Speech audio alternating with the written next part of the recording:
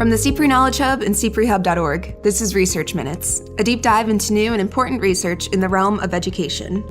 Today, we look at the Accelerated Study in Associate Programs, or ASAP, a unique approach to community college first employed by CUNY back in 2007. The goal of the program is to help more students graduate within 3 years. ASAP students are required to go to school full-time and meet other program requirements, such as meeting with their advisor regularly and attending tutoring if needed. In return, students receive several financial supports. After finding success in New York, ASAP was brought to Ohio in 2015. Now, after 2 years of study, researchers are reporting some dramatic results. Even beginning in the very first semester, we saw large statistically significant impacts on full-time enrollment. Remarkably, after 2 years, they more than doubled the 2-year graduation rate. We welcome MDRC Senior Associate Colleen Sommo, lead author of a new policy brief on ASAP Ohio. Sommo sits down with guest host Peter Horn of the Point of Learning podcast to discuss her findings and how ASAP was successfully replicated among new students more than 600 miles away. The model tackles multiple barriers to student success that are nearly universal. That's right now on Research Minutes. Hello, I'm Peter Horn, and today I'm happy to be joined by Colleen Sommo, a senior associate with MDRC and lead author of the new policy brief, Doubling Graduation Rates in a New State, 2-year findings from the ASAP Ohio demonstration. Colleen, it's a pleasure to talk with you. Hi, Peter. Thank you so much for having me. Many of our listeners will be familiar with your organization as it's been around for 45 years. For those who are not, I wanted to note quickly that MDRC is a nonprofit, nonpartisan education and social policy research organization dedicated to learning what works to improve programs and policies that affect the poor. In this case, community college students from low-income families. Colleen, your MDRC brief has been receiving a lot of attention since it was published in late 2018, and for good reason. The findings are remarkable and really good news. But before we get into them, I'd like to discuss a little bit of the background of the ASAP program at the center of this report. What is ASAP? What is it designed to do?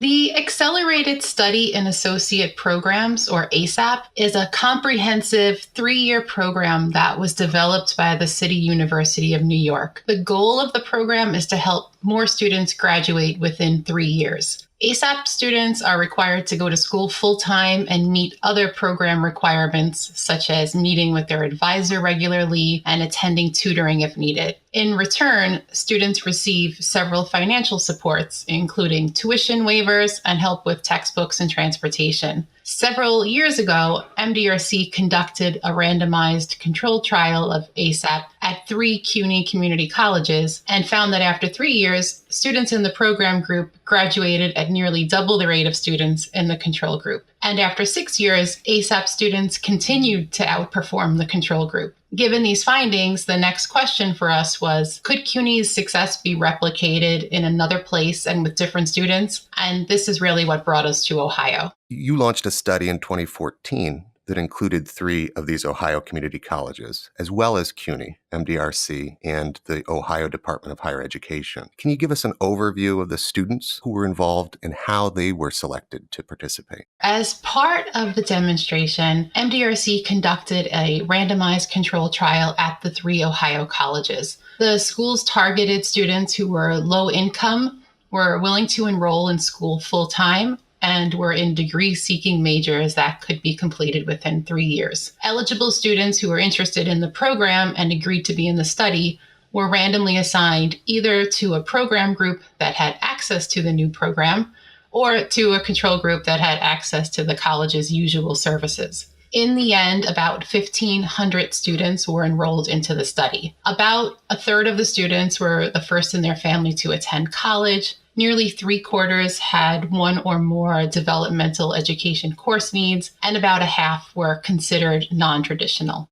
Upon joining, what changed for the students who were under ASAP Ohio? Program students were required to meet with their advisor once or twice a month, attend career services at least once a semester, and attend tutoring if they were in developmental courses or deemed to be struggling academically. In addition, students were required to enroll full-time and to take their developmental courses immediately. For doing their part, students had any gaps between their tuition and financial aid waived. They received textbook stipends, and they received a $50 monthly gift card that could be used on gas or food. Students were also strongly encouraged to take summer courses and continue to receive supports during the summer term. And all of these services continued for up to 3 years. Some of our listeners, especially those in the community college arena, may be wondering how much an initiative like this costs. Tell us a little about the financial aspects.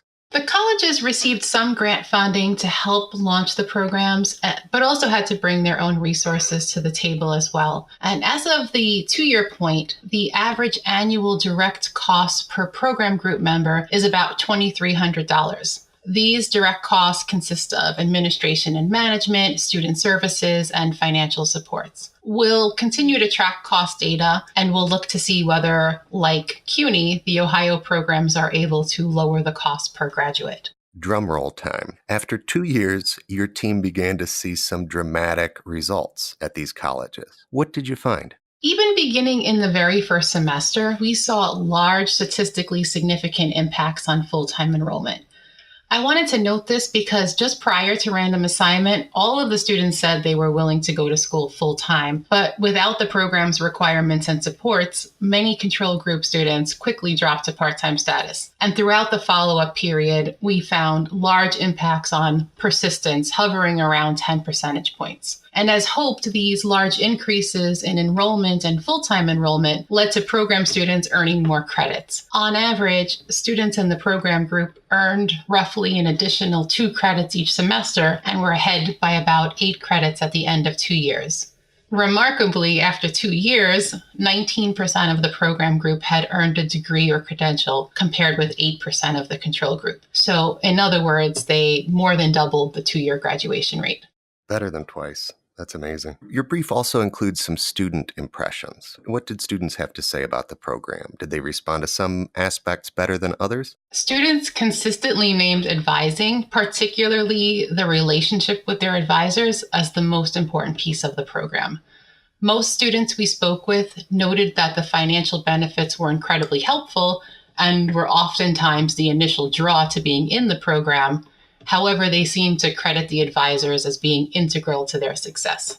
This is one of the things that feels so important because community college is offered as a policy solution in many of the state conversations that are happening right now. But as you find, implementation is so important. So seeing that advising matters is a remarkable and useful finding for a lot of people who might be listening today. Very often initiatives like this, though, that work in one area or for one group of students in one context fail when they're replicated elsewhere. Why do you think this ASAP model is or could be different? One reason the effects of interventions don't replicate is that the replicators may not implement the model as designed. However, in this case, major efforts were taken to increase the likelihood of the model being implemented with fidelity. CUNY, the original developers of the program, provided strong technical assistance to the 3 colleges. Also, the leadership at the state and at the colleges were highly supportive of the program and worked hard to implement it as designed. I think another reason that ASAP successes were able to be replicated is that the model tackles multiple barriers to student success that are nearly universal. In addition, one of the key features of the model is the individualized one-on-one attention that the advisor provides to each student. This allows the advisor to tailor their approach to the needs of every student. For example, an adult student with children at home may have different needs than an 18-year-old living with a parent, yet both can get the unique support they need from their advisor to be successful. And another piece of good news is that we looked at a variety of subgroups such as institution, students with and without developmental education course needs, adult learners, and other groups, and it's working for all of them. This provides further support that ASAP can be an effective strategy for various students.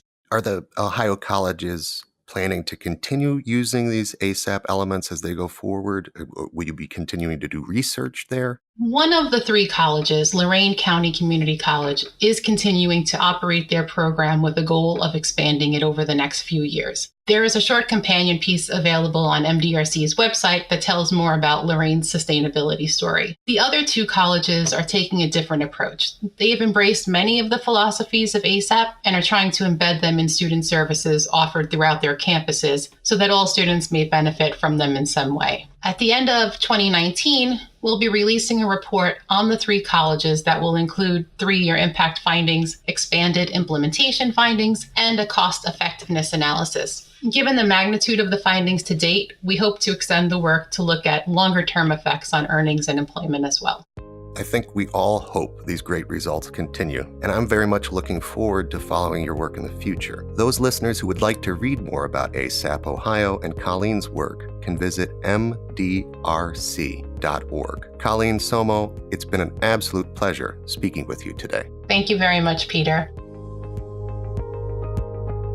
Thanks for listening to Research Minutes, presented by the CPRE Knowledge Hub. For more episodes or to subscribe to the series, visit us at cprehub.org. That's cprehub.org. To share your thoughts on today's episode or suggest future topics, follow us on Twitter at cprehub. Special thanks goes out to our guest Peter Horn of the Point of Learning podcast. To hear more from him, visit hornedconsulting.org.